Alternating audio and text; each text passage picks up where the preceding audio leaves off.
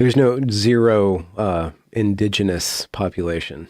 Like, Well, you could argue there was one, yeah, the first people there, whoever they were. But I mean, even there, do we know? Because were they not just clubbed to death so that the next lot stole their goats and eh.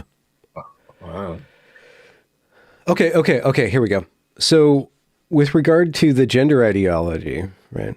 This colonizing force that's kind of clubbing people over the heads and sweeping through. There's something infectious. I keep on returning to this month or this season about why is gender of all the concepts so infectious? It could have been anything, but gender just captures the imagination, and maybe it captures the imagination specifically of white, affluent, waspy kind of Mhm. white people at this point. And there's a lot of different theories around that, and about the oppression Olympics. How do you gain cred as a kid if you're just normal while you queer yourself? And there's Yeah.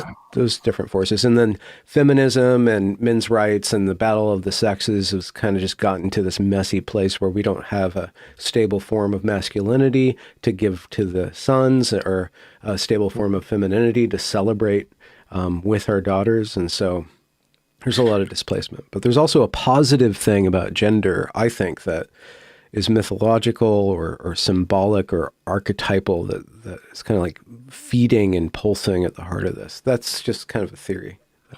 Oh yeah, I think that it's a big problem when people do this stupid. It really is. I'm sorry, it is stupid. There's no such thing as trans. If we just stop saying it, it'll all go away. What are you talking about? Like these things are inherently very, very interesting anyway. What it is to be a man and what it is to be a woman beyond.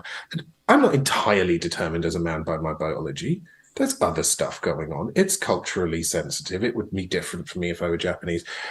And a feeling of being a stranger in your own sex, you can call it gender dysphoria, or you can call it, I mean, sometimes it's more like a dysmorphic thing, or even a bodily integrity disorder thing, or whatever. That's real. That's real. I had that. And I had literally never heard the word trans. Like the idea that's only happening because of the woke teachers and libs of TikTok. I'm sorry, this is deranged. So it is interesting. Yeah. And it's really counterproductive to do this kind of like, if we just stop saying gender and we just stop saying trans, this will all go away. Because the kids doing this, it's meaningful to them. Mm.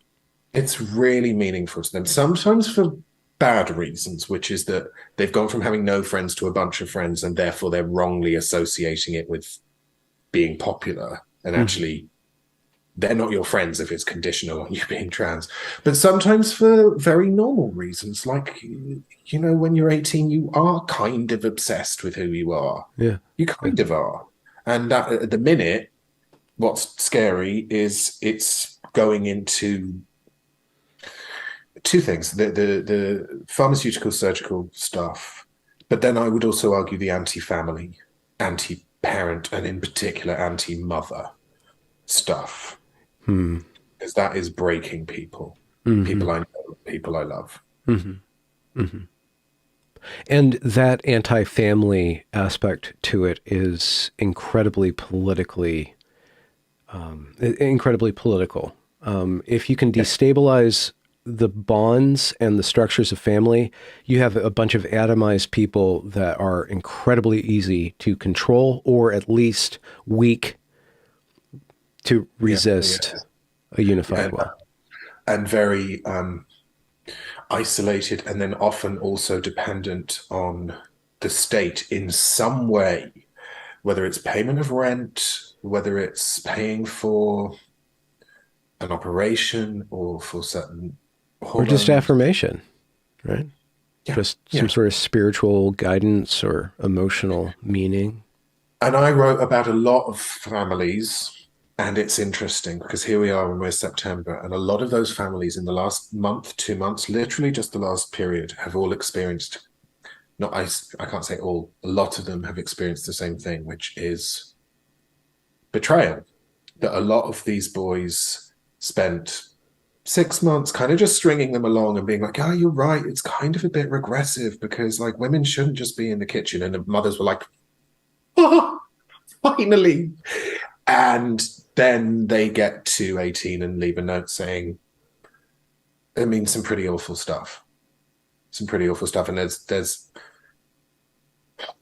I mean, in different ways, like five people, I would say, in the last 2 months that I know really quite well who've experienced some iteration of the same thing, which is the kid just doing something which is paradoxically pretty alpha male, kind of beta version of alpha male, but like Hmm. pretty ballsy move. And it's not nice. What do you mean? Let's just qualify alpha male, like very extreme, very severing, very. Yeah. And very much like this is what I want to do, and I'm not interested in anyone else. Yeah. I am the captain. This is what will happen in all of our lives. Mhm. Goodbye. Yeah. Nasty, I would say, nasty.